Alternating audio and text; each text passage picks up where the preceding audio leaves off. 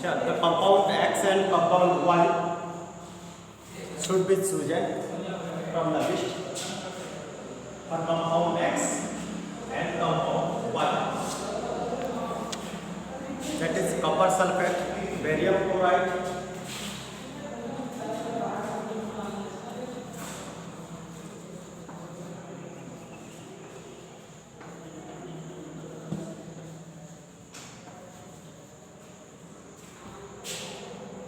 and lieutenant.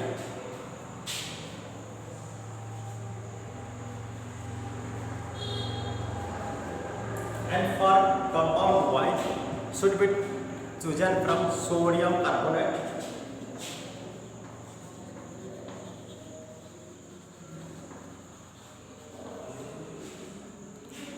sodium sulfate, sodium chloride.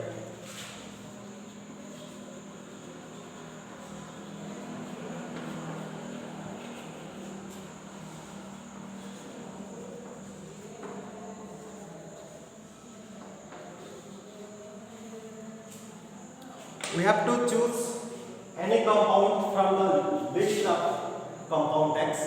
Any one of these three is taken in this ignition tube, and any one out of all these three compounds from the list of Y should be taken in the conical flask. Take a little amount of solution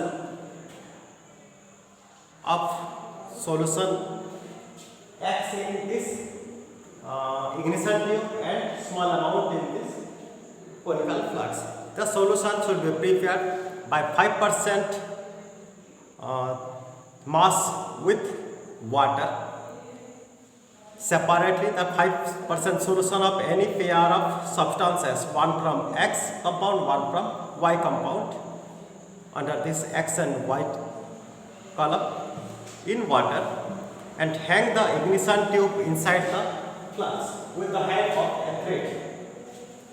After taking in this ignition temperature solution X, we have to hang with the help of thread inside the conical flask where the compound Y is taken there. Next, you have to put cork to close the mouth of conical flask. After that, the setup should be with to know the mass, the total mass of the apparatus and as well as the compounds taken here. Next, tilt the flask here. While we tilt the flask, some amount of solution X from the ignition tube will pour in solution Y, and solution X and solution Y will mix there. That causes a chemical reaction between solution X and solution Y.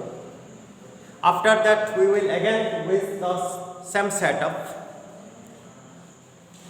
and observe whether the solution X, when react chemically with solution Y, the mass will be conserved or not. We have to observe that. When we whiz again after the reaction, then we will find the width of the setup remains same. That means mass not change. The mass do not change in this chemical reaction. It shows that law of conservation of mass. Next one is law of constant proportion.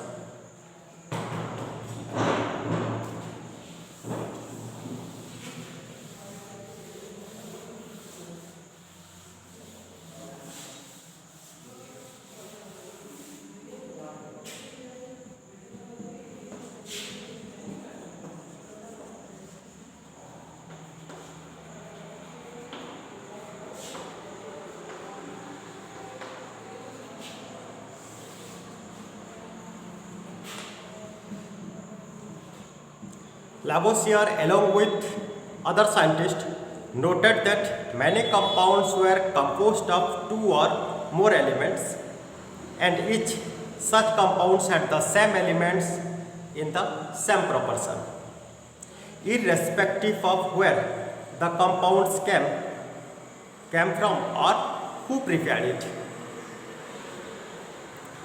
In a compound like water, the ratio of mass of hydrogen to the mass of oxygen always come as 1:8. Whatever the source of water, whatever the masses of water it is taken, the ratio of mass of hydrogen and mass of oxygen always come as 1:8. How it comes as 1:8? Like in water, that is H2O. It has one atom, two atoms of hydrogen and one atom of oxygen.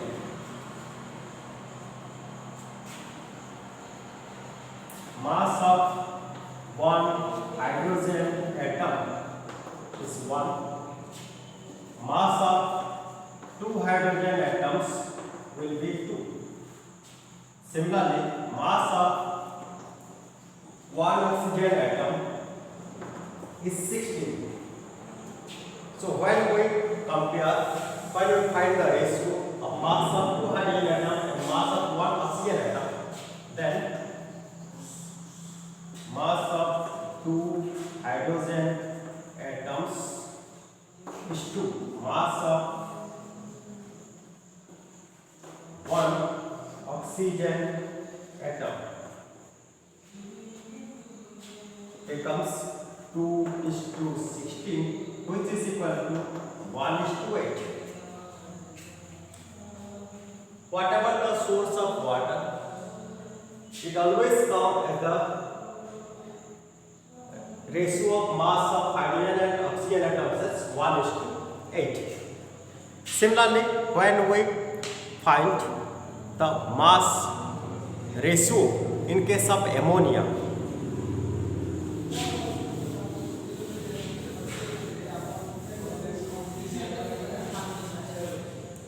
if we take ammonia, then we'll get the ratio as 14:3.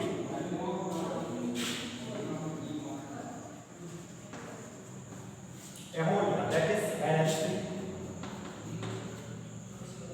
There are present one atom of nitrogen and 3 atoms of hydrogen.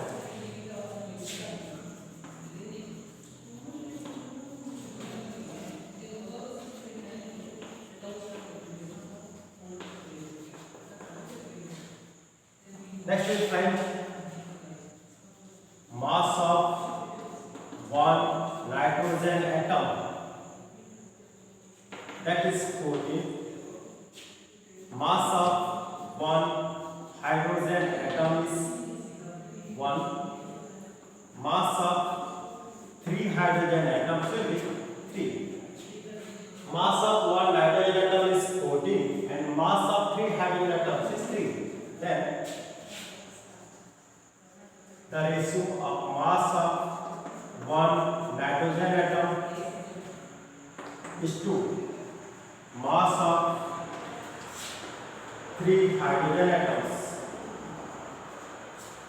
this is equal to 14:3. It doesn't depend upon the sources of that ammonia. It always come at the ratio 14:3.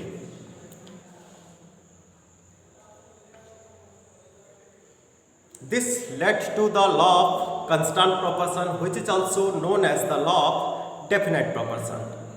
This law was stated by Proust as in a chemical substance, the elements are always present in definite proportion by mass. The next problem faced by scientists was to give appropriate explanation of these laws. The British chemist John Dalton provided the basic theory about the nature of matter. Dalton picked up the idea of divisibility of matter, which was till then just a philosophy. He took the name atoms as given by the Greeks and said the smallest particles of matter are atoms. His theory was based on the law of chemical combination. Dalton's atomic theory provided an explanation for the law of conservation of mass and law of definite proportion.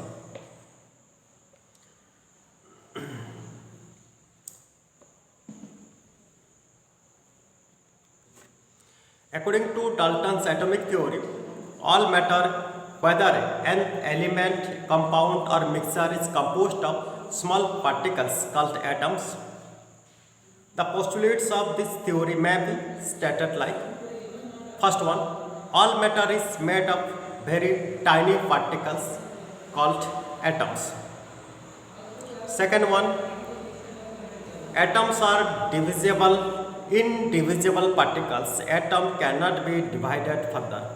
Atoms are indivisible particles which cannot be created or destroyed in any chemical reaction.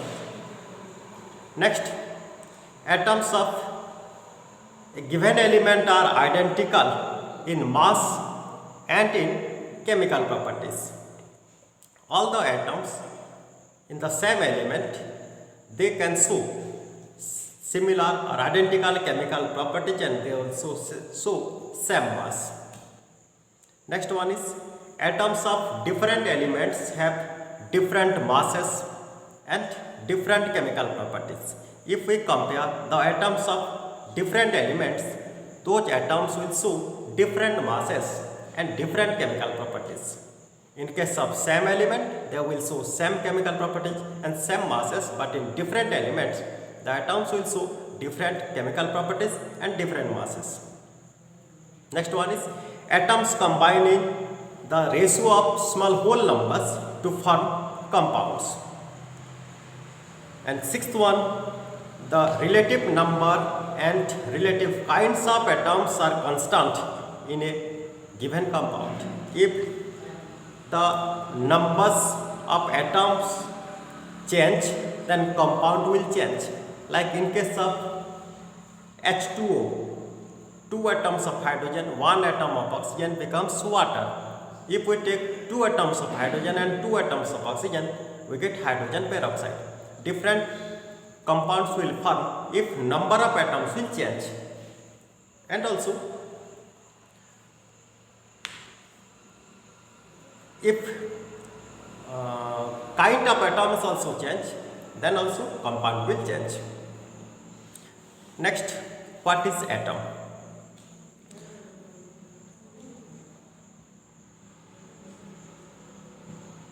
Have you ever observed a mason building walls, from which walls a room and then a collecting of rooms to form a building? But the building blocks of this huge building, it is about the building block of the huge building.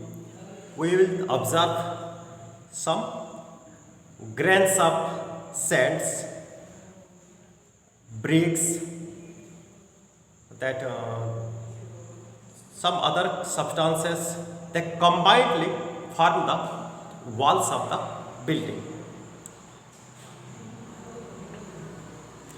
The hills also formed with the grain of sands, these are considered as the building blocks. But when the compound forms, the building blocks is considered to that atoms. Atoms are very small. They are smaller than anything that we can imagine or compare with. More than millions of atoms, when stacked, would make a layer barely as thick as the sheet of the paper. We might think that if atoms are so insignificant in size, then should we care about them? This is because our entire world is made up of atoms. We may not be able to see them, but they are there and constantly affecting whatever we do. Though modern techniques, we can now produce magnified images or surfaces of elements showing atoms here.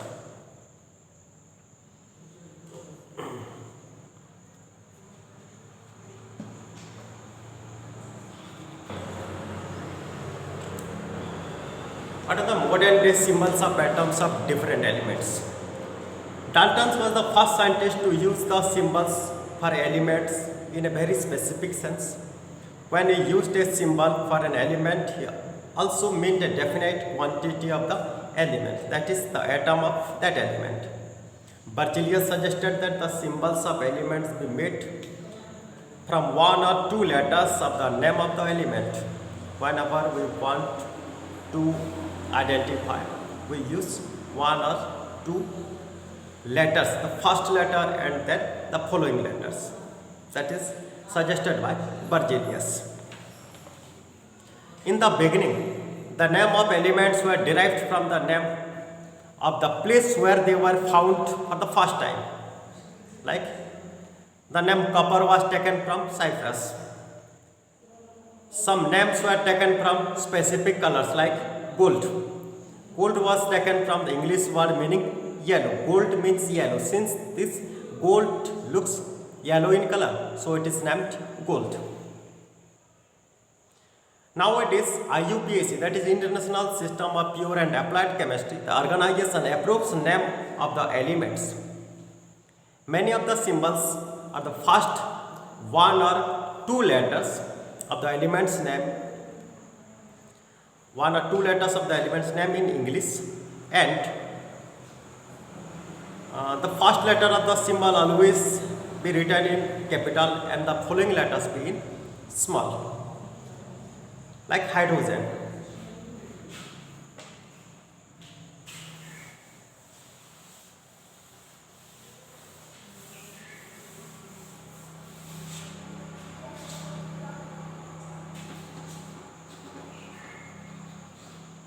Hydrogen, it is written H, the first letter.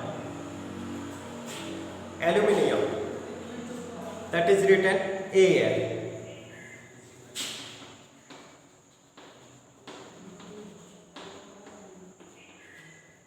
First, that is capital letter. Second, that is small letter. Next, cobalt. First one, that is capital letter, and the second one, that is small letter.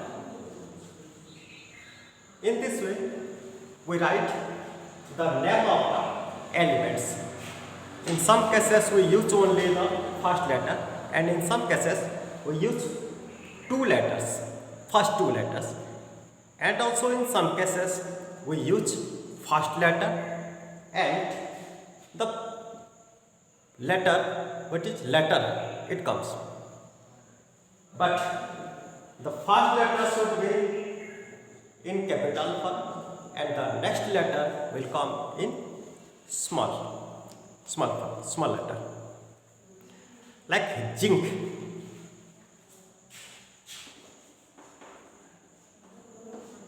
It is written Zn.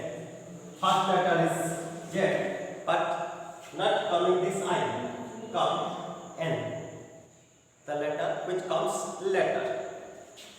Next, chlorine, that is Cn, first letter C and N. In this way we name the elements. Other symbols have been taken from the names of elements in Latin, German or Greek. For example, the symbol of iron is Fe, that is ferrum, it's a Latin word. Sodium, that is Na, that is natrium. Potassium, K, that is kalium. So each element has a name and a unique chemical symbol.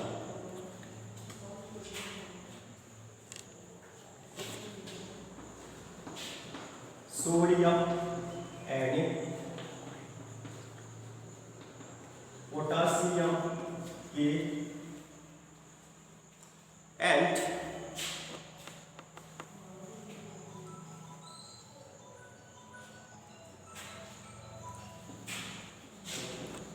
iron, Fe. These are the names come from Latin, that is natrium, kalium and ferrum.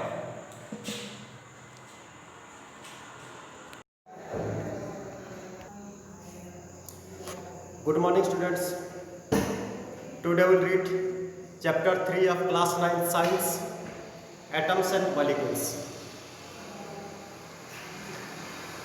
Ancient Indian and Greek philosophers have always wondered about the unknown and unseen form of matter.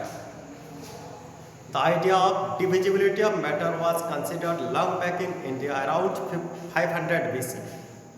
And Indian philosophers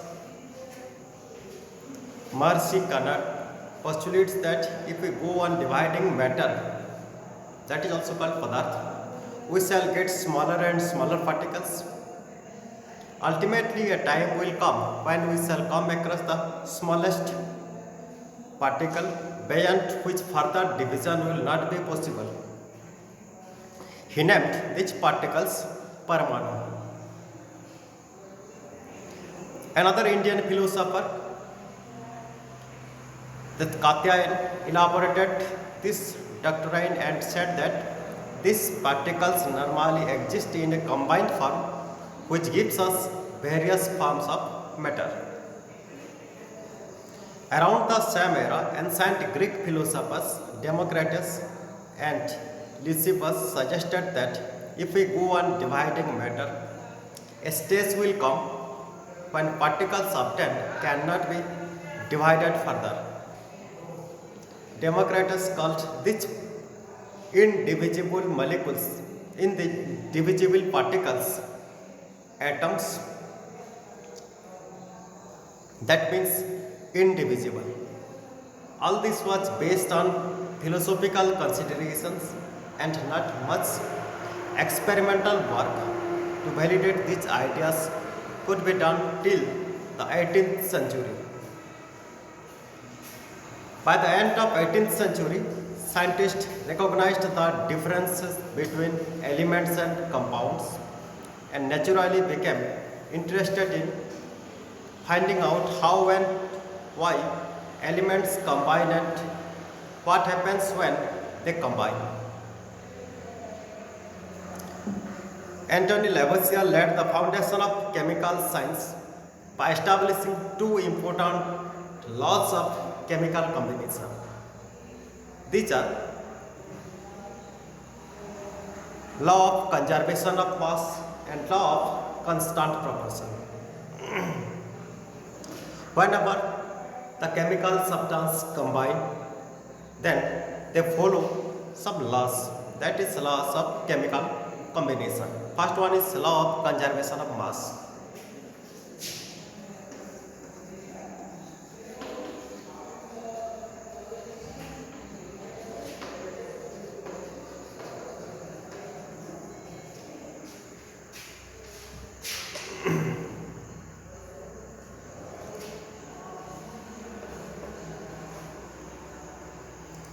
Whenever chemical reaction happens, the mass remains conserved, the mass remains constant. Mass can neither be created nor be destroyed in any chemical reaction. That law is called law of conservation of mass. We can explain it by taking one example.